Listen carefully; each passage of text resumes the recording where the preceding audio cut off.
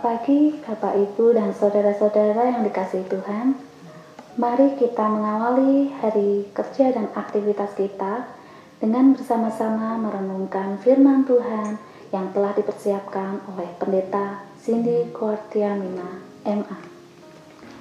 Bahan bacaan diambil dari 1 Petrus 3 ayat 15. Tetapi kuduskanlah Kristus di dalam hatimu sebagai Tuhan, dan siap sedialah pada segala sesuatu untuk memberi pertanggungan jawab kepada tiap-tiap orang yang meminta pertanggungan jawab dari kamu tentang pengharapan yang ada padamu.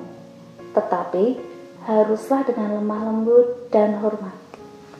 Judul renungan, Akuilah Tuhan. Siapa yang sedang menderita karena kebenaran akan berbahagia.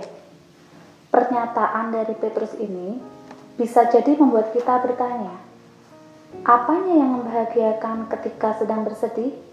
Ya, merespon pertanyaan semacam ini tentu tidak mudah. Sebab setiap kita cenderung mengartikan penderitaan sebagai yang butuh direspons dengan sikap hati yang bukan berbahagia. Meski demikian, bukan berarti pernyataan Petrus tersebut salah. Mari kita menelisiknya lebih dalam. Petrus menyerukan agar umat memperkokoh pengakuan percaya dalam hati. Artinya, umat meyakini bahwa Tuhan berkuasa tidak terbatas, peduli dan sanggup menghadirkan kebaikan di balik kesengsaraan. Pengakuan yang mengakar dalam hati menolong untuk bertahan dengan sepenuh syukur di tengah tantangan hidup yang melanda. Artinya, dari balik penderitaan tetap berkarya dengan pertolongan Tuhan, seperti yang dialami umat dalam menghadapi tekanan pemerintahan Romawi, menyiksa mereka akibat mempercayai Kristus sebagai Tuhan. Bagi kekaisaran Romawi, imam Kristen ini berpotensi menciptakan kegaduhan, sebab tidak sedikit pertentangan yang dialamatkan pada para penganut imam Kristen ini baru di awal kehadirannya. Pertentangan yang tak hanya berasal dari kalangan Yahudi, melainkan juga dari non-Yahudi yang berujung pada penolakan dan kebencian akibat pengajaran Kristen yang cenderung berbeda ini dari aliran kepercayaan yang ada. Salah satunya, ajaran untuk hanya menyembah Tuhan, bukan yang lain.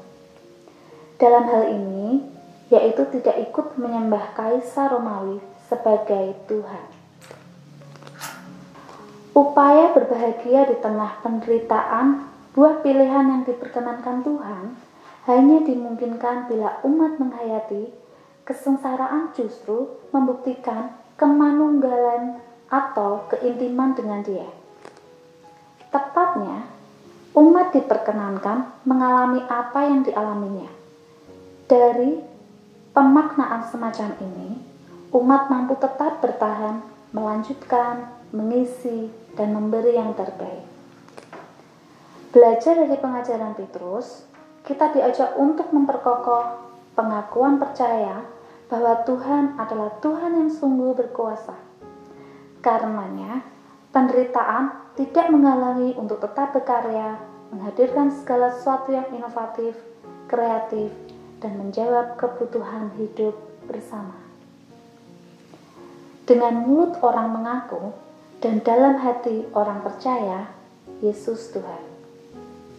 Mari kita bersama-sama bersatu di dalam doa.